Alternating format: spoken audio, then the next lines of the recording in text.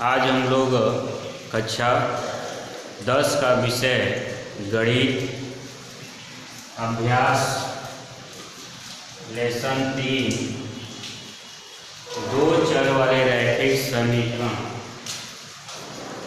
U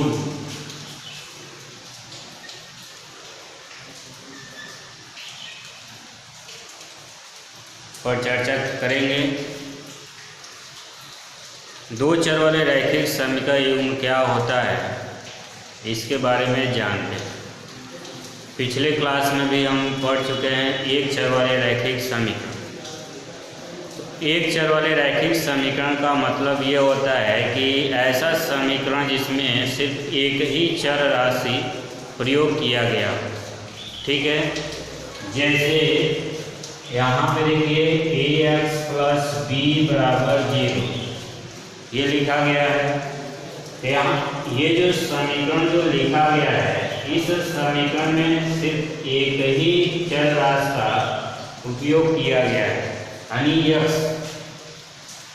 तो इसे एक चर बोलेंगे।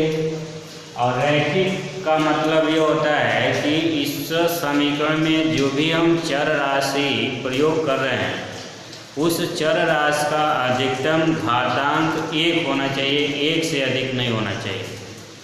जैसे आपको बताया गया होगा कि रेखीय बहुपद क्या होता है। रेखीय बहुपद वह बहुपद होता है जिसमें चर राशि का अधिकतम घातांक 1 हो। उसी प्रकार यहाँ पे जो रेखीय समीकरण जो होता है तो रेखीय समीकरण में चर राशि का अधिकतम घातांक 1 होना चाहिए, 1 से अधिक नहीं होना चाहिए। अगर 1 से अधिक है, जैसे x का घात अगर 2 है तो इसको हम रैखिक समीकरण नहीं बोलते हैं। ठीक है, ये आपका द्विघात हो जाता है। 2 घात है, अधिकतम घात यहाँ पे 2 है तो द्विघात हो जाता है। अगर 3 है तो त्रिघात बोलेंगे। तो एक चर वाले रैखिक समीकरण क्या होता है कि ऐसा समीकरण जिसमें सिर्फ एक ही चर राशि उपयोग किया गया हो तो उसे हम एक चर वाले रैखिक समीकरण बोलते हैं। इसी प्रकार हम यहाँ पे दो चर वाले रैखिक समीकरण युग्म की बात किया जा रहा है। युग्म का मतलब होता है एक जोड़ा होता है। ठीक है, तो सबसे पहले यहाँ पे दो चर वाले रैखिक समीकरण युग्म में वह समीकरण जिसको हम ax plus by plus c बराबर 0 के रूप में रिप्रेजेंट करते हैं। ये इसका व्यापक रूप होता है। यह व्यापक रूप है किसका है? दो चर वाले रैखिक समीकरण युग्म का है। ठीक है ना, युग्म यहाँ पे नहीं बोलेंगे, यहाँ पे अभी फिलहाल दो चर वाले रैखिक समीकरण ही बोला जाएगा। ठीक है, युग्म का जब बात किया जाएगा तो वहाँ पे हमारे पास इसी प्रकार एक और समीकरण होगा। ठीक है, तब वहाँ पर युग्म यानी जोड़ा का बात किया जाएगा। तो दो चर वाले रैखिक समीकरण का ये व्यापक रूप होता है जिसमें दो चर राशि अलग अलग इसमें देख सकते हैं। ये x जो होता है एक चर राशि है आपका, और यहाँ पे y भी आपका क्या है?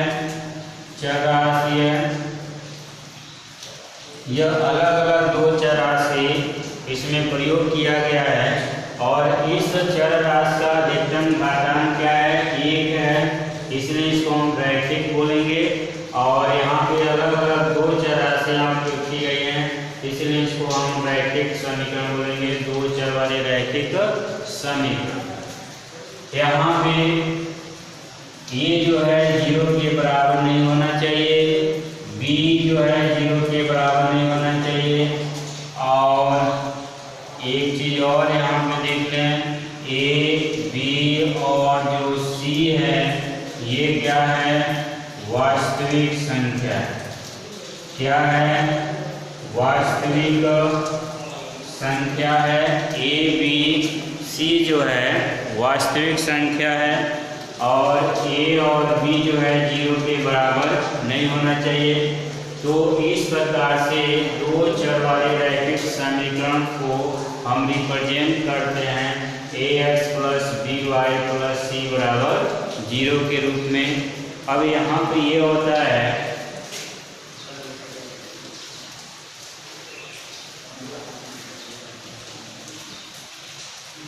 दो चर वाले रैखिक समीकरण का हल हम किस प्रकार से निकालते हैं।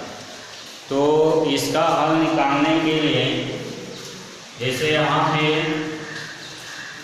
उदाहरण के माध्यम से समझिए, जैसे यहाँ पे x प्लस वाई प्लस 7 बराबर 0 लिखा गया है। यहाँ पे यह दो चर वाले रैखिक समीकरण लिखा गया है और इसका अगर कहा जाए कि इसका हल निकालने के लिए, यहाँ पे एक चीज़ आप देख सकते हैं कि दो चर वाले रैखिक समीकरण का जो हल होता है, हल निकालने के लिए x या y के सापेक्ष में इसको लिखा जाता है और किसी एक चर राशि का मान रखा जाता है तो दूसरे चर राशि का मान ऑटोमेटिक वहाँ से आपका निकल जाता है। और दूसरा पॉइंट ये है कि दो चर वाले रैखिक समीकरण का जो हम ग्राफ खींचते हैं, इसका जो ग्राफ प्लॉट किया जाता है वो हमेशा स्ट्रेट लाइन ही मिलेगा, सीधा सरल आप कह सकते हैं कि सरल रेखा ही प्राप्त होगा। तो इसका हल हम किस प्रकार से निकालेंगे। तो इसका हल निकालने के लिए x प्लस वाई प्लस 7 बराबर 0 लिखा गया है। इसको x या y के सापेक्ष में इसको लिखिए -7 माइनस वाई हो जाएगा। x बराबर -7 माइनस वाई हो गया। अब इसका हल आपको निकालना होगा, तो हल यहाँ से आप निकाल सकते हैं x और y। यह सभी चीज़ें आपको पिछले क्लास में आपको बताया गया होगा। यहाँ पे y का मान अगर हम 0 रखेंगे तो x का मान -7 आएगा। y का मान अगर 1 रखते हैं, y का मान 1 रखते हैं तो x का मान -8 आएगा। y का मान -1 रखते हैं तो x का मान आपका -6 आएगा। यहाँ पे आप देख सकते हैं कि अगर y का मान अगर 2 रखा जाए तो यहाँ पे y का मान अगर 2 रखते हैं तो यहाँ पे आपका 9 हो जाएगा, 7 9 हो जाएगा। अगर y का मान यहाँ पे -2 रखते हैं तो यहाँ पे आपका आएगा 5 आएगा, -5 आएगा। y का मान 3 रखते हैं तो यहाँ पे -10 हो जाएगा। ठीक है, तो इस प्रकार से आप देख सकते हैं कि इसका जो हल होगा -7 0 -8 1 -6 -1 -9 2 -5 और -2 -10 और 3। ठीक है, ये जो भी बिंदु आपका मिला हुआ है -7 0 -1 -8 और 1 -6 -1 -9 2 -5 और -2 -10 और 3, ये सभी हल इस दिए गए समीकरण का हल है। क्योंकि अगर इसका मान, ये जो मान है अगर दिए गए समीकरण में रखते हैं तो ये जो मान है इस समीकरण को सेटिस्फाई करेगा। ठीक है, इसलिए यहाँ पर ये कह सकते हैं कि यह जो -7 और 0 है इस समीकरण का हल है। तो यहाँ पे दो चर वाले रैखिक समीकरण का जो हल है, हम यहाँ पे कह सकते हैं कि हम जितना हल निकालना चाहते हैं उतना हल यहाँ पे निकाल सकते हैं। यानी कह सकते हैं कि यहाँ पे अपरिमित रूप से अनेक हल हो सकते हैं। जितना हल आप निकालना चाहते हैं उतना हल आप यहाँ से आसानी पूर्वक निकाल सकते हैं। और ये जितना भी हल निकलेगा ये सभी हल इस समीकरण को सेटिस्फाई करेंगे। ठीक है, जैसे अब यहाँ पे ये होता है कि इसका हम ग्राफ किस प्रकार से प्लॉट करते हैं।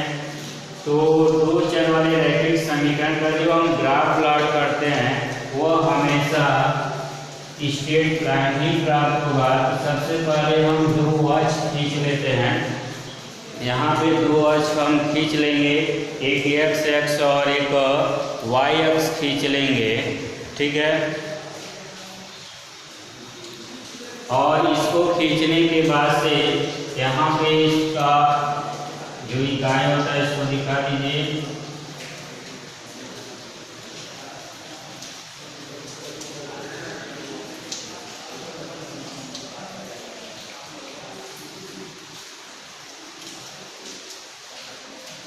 +1 +2 +3 +4 +5 +6 +7 +8 +1 +2 +3 +4 +5 +6 +7 +8 +9 -1 -2 -3 -4 -5 -6 -1 -2 -3 -4।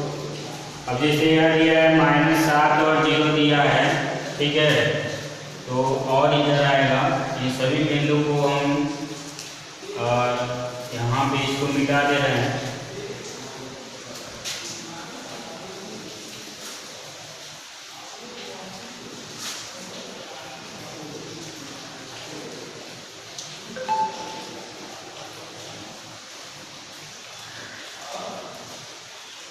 पहला जो बिंदु आपका यहाँ पे दिया गया है -7 और 0 दिया गया है, तो यहाँ होगा ये -8 और 1 है, ठीक है।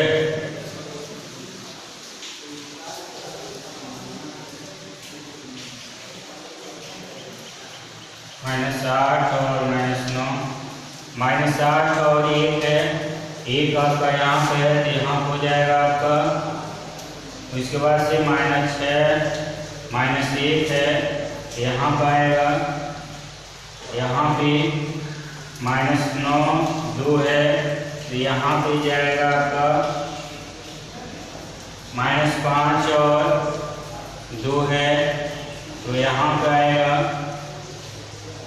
-10 और 3 है तो -10 और 3 आपका यहाँ पर आएगा। और इन बिंदुओं को आप इस प्रकार से मिलाते हुए खींचेंगे तो इस प्रकार से आपको एक सीधा सरल रेखा प्राप्त होगा। सरल रेखा, ये जो रेखा आपका है इसका है x + y + 7 = 0 का है, ये जो खींचा गया है। इस सरल रेखा पर आप देखेंगे कि जितना भी बिंदु है सभी बिंदु इस दिए गए समीकरण को सेटिस्फाई करेंगे, यानी ये सभी बिंदु, ये जितने भी बिंदु इस पर स्थित हैं ये सभी बिंदु इस समीकरण के हल हैं, ठीक है। तो इस तरीके से हम दो चर वाले रैखिक समीकरण का, ठीक है, हल निकालते हैं और उसका ग्राफ प्लॉट करते हैं। अब इसके अगली वीडियो में हम लोग पढ़ेंगे कि दो चर वाले रैखिक समीकरण युग्म जोड़ा के बारे में अध्ययन किया जाएगा और उसका ज्यामितीय विधि और गणितीय निरूपण विधि होगा एक, और ज्यामितीय निरूपण विधि, ये दोनों विधि इसके अगले वीडियो में आपको बताया जाएगा और समझाया जाएगा किस प्रकार से हम ज्यामितीय निरूपण विधि के द्वारा ग्राफ प्लॉट करेंगे और गणितीय निरूपण विधि के द्वारा किस तरह दिए गए दो चर वाले रैखिक समीकरण युग्म का प्रॉब्लम को सॉल्व करेंगे।